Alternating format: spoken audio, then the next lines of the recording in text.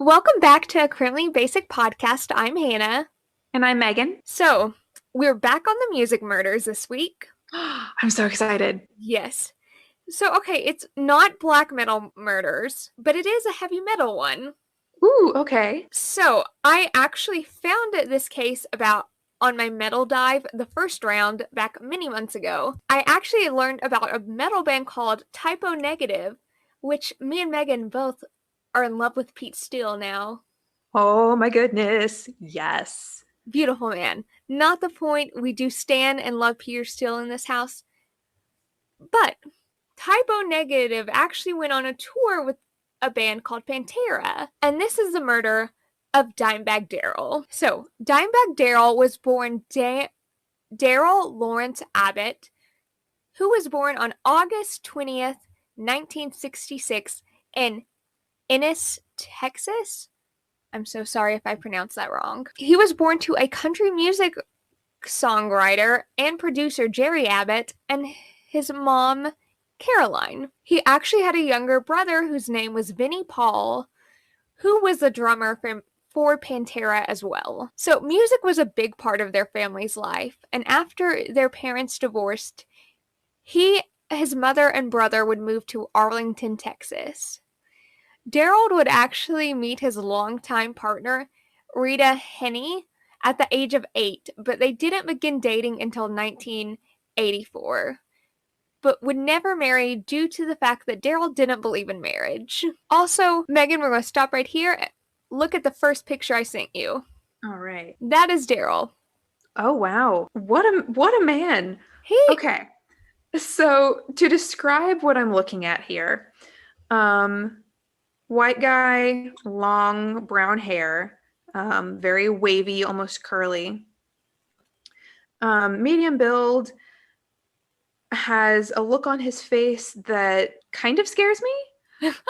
And I think his outfit is really what makes this photo. He's in a pose with one fist in the air and he's holding a guitar with the other one. The guitar is camo. He's wearing shorts that are a different camo. I can't tell what his t-shirt is. It's some sort of band shirt and then some sort of like sneaker type deal. His beard is dyed red, but the rest of his hair is not dyed red. So that's what we like to call on TikTok y'alternative. Y'alternative. I love that. And this man is the definition of y'alternative. Also, I want to mention something real quick. Darrell was known for having a rebel flag on his guitar a lot, so we don't condone that behavior here. But Wait, I'm sorry, a what? The rebel flag, the Confederate flag. Oh, the Confederate flag. Okay. Yeah. Had the Confederate flag on his guitar, so we don't condone that. But this story overall has a message that really needs to get out to people. Funny thing about Darrell was he had a pet goat and dyed his pet goat's goatee to match his. I wish I could have found pictures of that. Oh man, I'm bummed that there aren't pictures of that. I know, that would have been great. Darrell was actually described as a hick with an attitude, respectfully by his neighbors, and then he was very approachable. Oh wow, okay. I would not get approachable from that photo, but I guess you can't judge a book by its cover. Yeah. Y'alternative. I love that word. It's great. I love TikTok. Well, I mentioned earlier that Darrell was in a metal band called Pantera with his brother Vinny. He was also in it with Phil Amoso, I'm sorry if I pronounced that wrong, and Rex Brown. Pantera would end up breaking up in 2003, but the breakup wasn't very amicable, with fights between the two brothers and the lead singer Phil calling each other out in the media and new magazines, and even with Darrell saying that Phil needs to get punched. Oh wow. Yes. Wasn't very amicable, but Darrell and his brother would go on to form another band called Damage Plan. Well, that takes us to the day of December 8th. Darrell and his brother Vinny were going to play a concert at the Alrose Villa Nightclub in Columbus, Ohio. This was their third to the last show before the tour was going to end. The day went like normal for a show day. Their sound check went good. They were getting ready in their tour bus watching the opening acts. From what Vinny said, they were all just having a good time getting ready for their show to start. Vinny was saying everyone was in a relatively good mood for the day. That was until they started to play. When the first few bars of their song, Breathing New Life, also I've heard it could be a different song, but from what the sources I hear, it is Breathing New Life that was the first song. Nathan Glad, who is a 6'5", 25-year-old former Marine, jumped from behind the 7-foot amps with a Beretta 9mm handgun.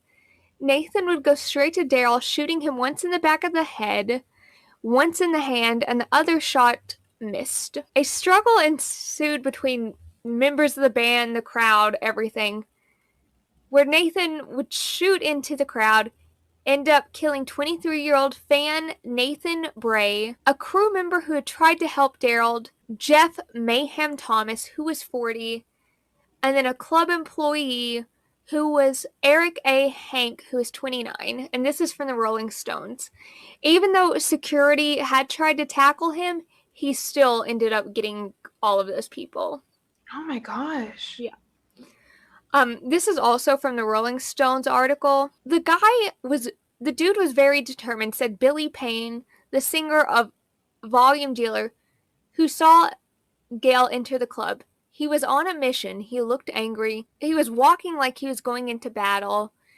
It was said before Gale shot Darrell, he was screaming something about Pantera, but it was yet to be heard because of the screeches of the guitars. Nathan Gale, who happened to be a huge metal fan, especially Pantera, had blamed Darrell for the breakup of Pantera the previous year. I really didn't do much research into why they broke up. Yeah, I mean, bands break up. It's not, you're not going to stay together forever. No. And I mean, yeah, fans can be heartbroken when their favorite band breaks up. I know I was heartbroken when One Direction broke up, As well, same. right? But like, we're not going and murdering Zayn. I No. mean, I still hate Zayn, and that's allowed. But yeah, bands break up, whatever. It's normal. It's unfortunately a part of life, no matter how much we hate it. But Nathan had a weird obsession with the guitarist. He even got tattoos of guitars and guitarists on his arms. interesting. He also never really had a stable career path. He was in the Marines but left after 18 months, but the reason he left is unknown. He also played an offensive lineman for a semi-professional football league called the Lima Thunders, but he had all different kinds of just jobs. Normally, like when you think of these shooters, they're kind of like skinny, gangly nerds. That's kind of what I think of too. Yeah. But like he was a large man, a former Marine, about 6'5", 200 and something pounds. He wasn't little by any means. Yeah, for our listeners, this photo that I'm looking at is, I'm assuming that this is high school football or maybe college football. It's the I think it's the Lima, the semi-professional Lima. Oh, okay. Yeah. But yeah, a football photo and yeah, big guy. So back to that horrible night. Officer James, and I'm so sorry, this is such an interesting last name, I'm going to mess it up. Nigmeyer. Ooh, I like that. Arrived to the scene 3 minutes after the first 911 call. When he got there, keep in mind this man had no backup whatsoever.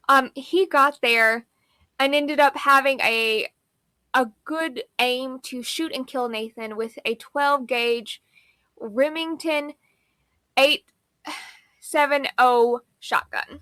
All right, so he single-handedly took out this guy? Yes. Wow, okay.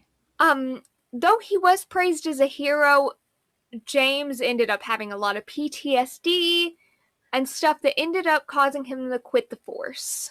I mean, I can't even imagine what it's like to have to make that decision, to have to make that call. I mean, I feel like it's kind of stereotypical to say that, if he hadn't made that call, more people probably would have been hurt.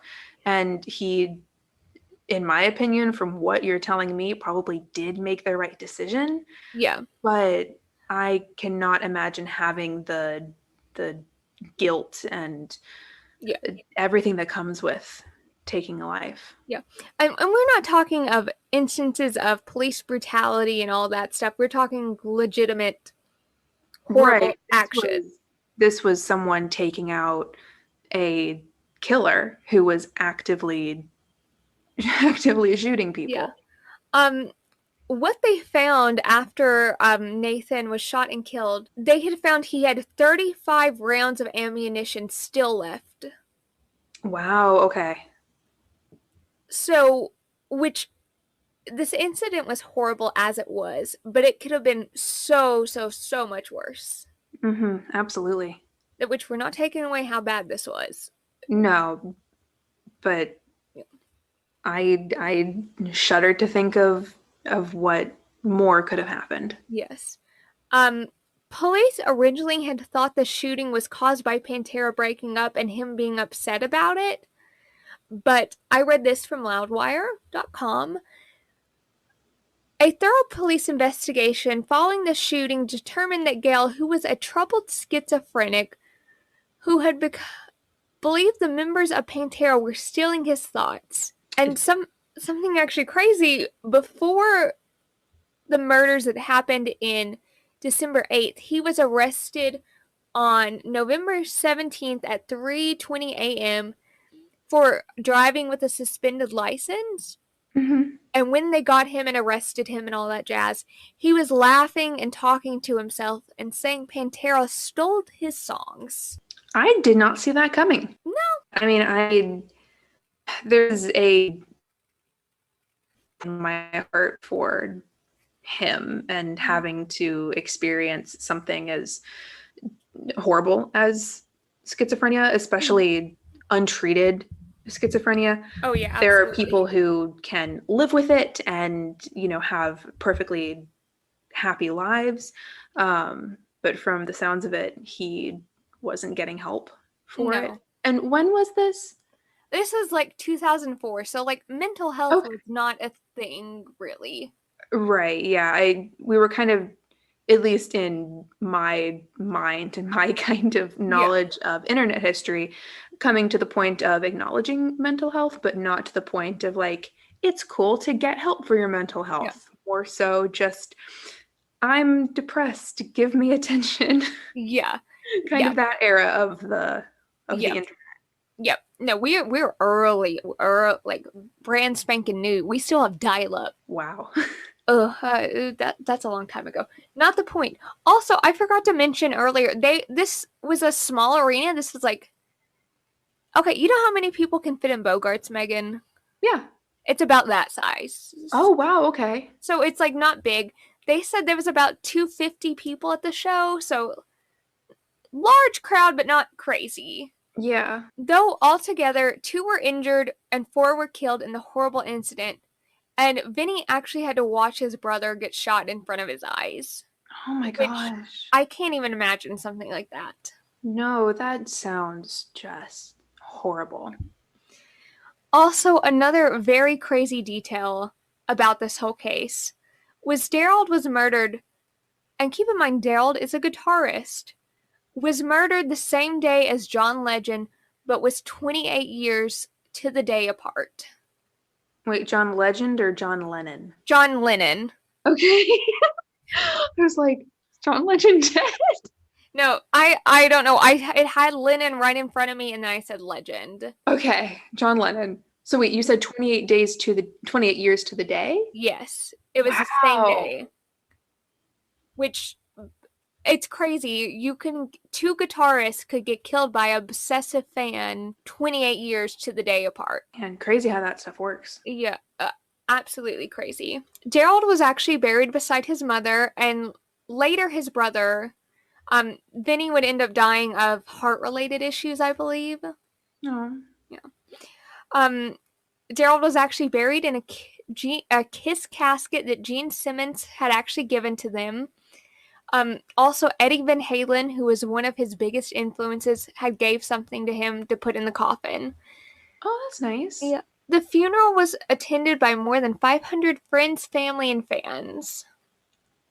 Um, a very sad thing though is in late 2020, they had to install a protective fence around Darrell's grave to stop vandalism. Oh no. Yeah. That which okay, I feel weird for what I'm about to say, but their grave markers are like so cool.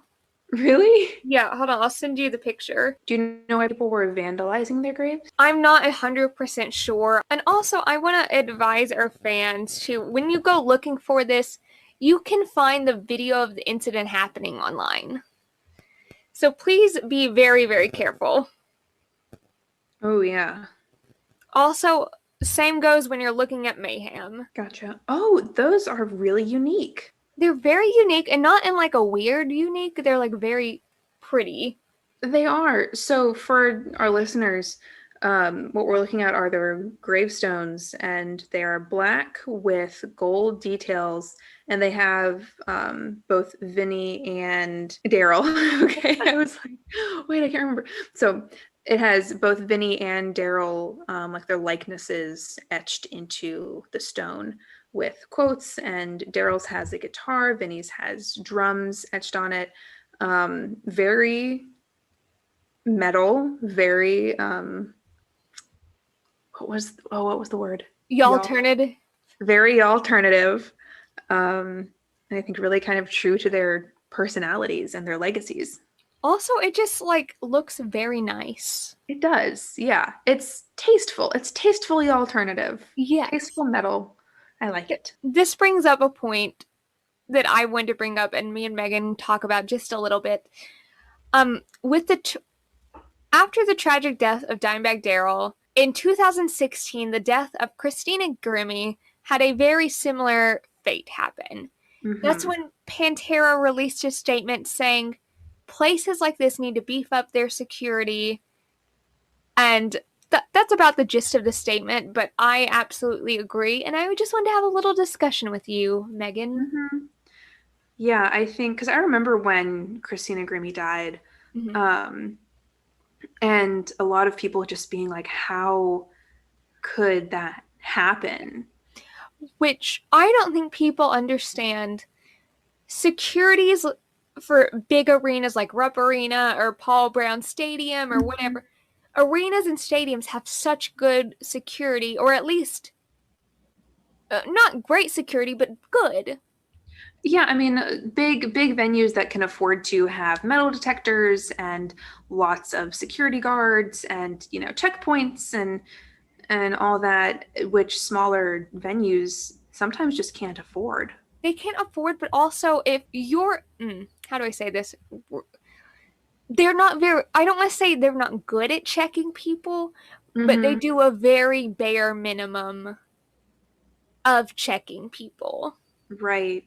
I think, we all would like to believe that someone showing up to an event like that, an event like Christina Grimmie's concert or with what happened to Daryl, um, you want to believe that everybody who's showing up has good intentions and is there to, see to see a favorite artist Yeah. perform, and that they don't come in with any ill intentions Mm-hmm. to harm other fans, to harm the performers themselves.